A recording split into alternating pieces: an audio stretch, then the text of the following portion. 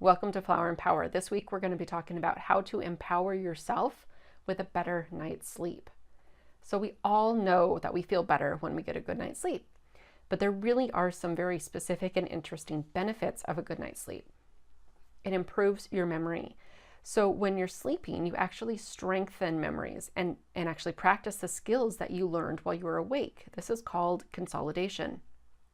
Research has shown that you can get to kind of a certain level when you practice things when you're awake. This is physical or mental. But when you're sleeping, it's really interesting that it's the sleeping actually just kind of integrates it into your brain and you learn whatever it is you're trying to do better. It's possible to live longer. So in a 2010 study of women ages 50 to 79, more deaths occurred in women who get less than 5 hours of sleep per night. So sleep affects their quality of life as well as the longevity of life. Sleep reduces inflammation. Inflammation is linked to heart disease, stroke, diabetes, arthritis, and premature aging. So research indicates that people who got less than 6 hours of sleep a night have higher levels of inflammation in their blood. It inspires more creativity. So in addition to consolidating your memories and helping you learn, it's going to restructure and reorganize your memories, which actually can create more creativity. So the researchers at Harvard University and Boston College found that people seem to strengthen the emotional components of a memory during sleep, which may help spur the creative process. Sharpens attention. Journal of Pediatrics in 2009 found that children ages 7 and 8 who got less than about 8 hours of sleep per night, because children actually need more sleep, they were more likely to be hyperactive, inattentive, and impulsive. You have a healthier weight. So at the University of Chicago, dieters who got more sleep lost more weight. Actually, 56% lost more weight than their sleep-deprived counterparts. Lower stress levels. Sleep supports your brain and your body, including lowering blood pressure. So when you're sleeping, it actually kind of like washes your brain. Sleep rejuvenates the cells in your body, gives your brain cells a chance to repair themselves, helps wash away toxins that have built up during the day, and activates the neural connections that might otherwise have deteriorated due to inactivity.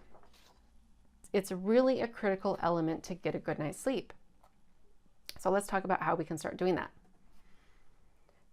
This is really interesting, and this has been huge for me, is start your day with sleep. Shift your thinking from my day starts when I get up to my day starts at sundown.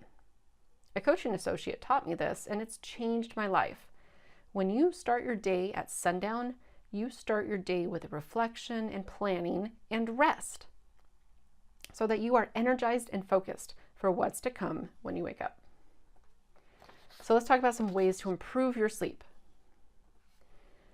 Set a schedule. Go to bed and wake up the same time each day, even on weekends. This helps set your internal clock.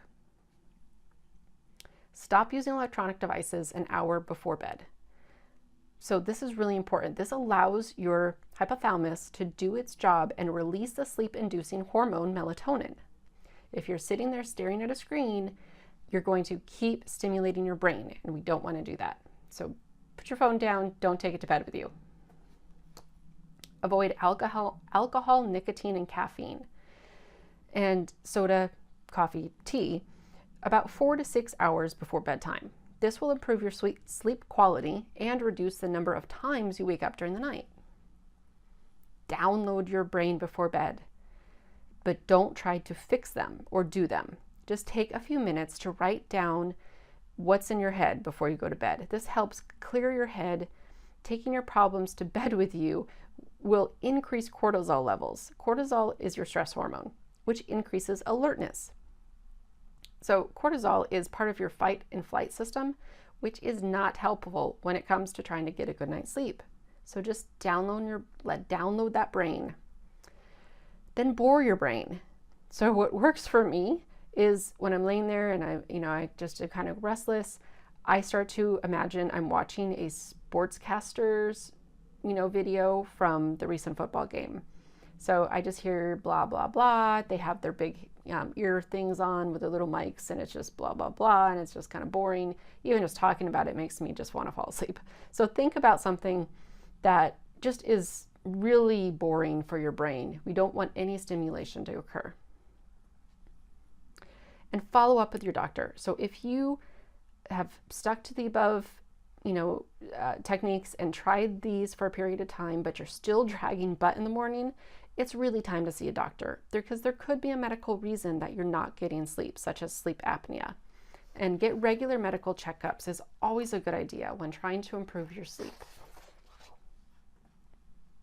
So what's one reason why you want a better night's sleep?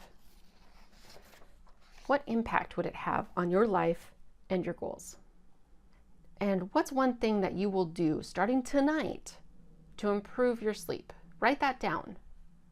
And then tell your partner or tell a friend to help you support you in reaching that one thing that you're going to do tonight to help improve your sleep. So brain health is one of the Bloom's Method's 5 elements to thrive. It's our roots. So we talk about our ants, our automatic negative thoughts. Our roots, the root system, is equating to our brain system. And it's super important to make sure that we have a healthy brain system. And part of that is getting a good night's sleep. Then we talk about our weeds. Our weeds are those things we want to pull out of our garden. The negative belief systems, the negative people, things that are not supporting us when we're trying to bloom. We talk about our butterflies, and those are the things we want in our life. Those are the things that help us and support us, and the people and communities. And then we talk about our fertilizer. And the fertilizer is taking the crap that life gives us and be able to turn it into fertilizer so that we can thrive. Thank you for joining me for Flower and Power, your weekly seed of change for you to live your life in bloom. When your life is in bloom, you are aligned with your values, achieving your goals, and living your purpose. This is National Sleep Week starting on March 11th. If you want more information for more sleep tips, go to sleepfoundation.org/SAW. I'm Aaliyah Monaco, your progress coach, and I look forward to seeing you next week.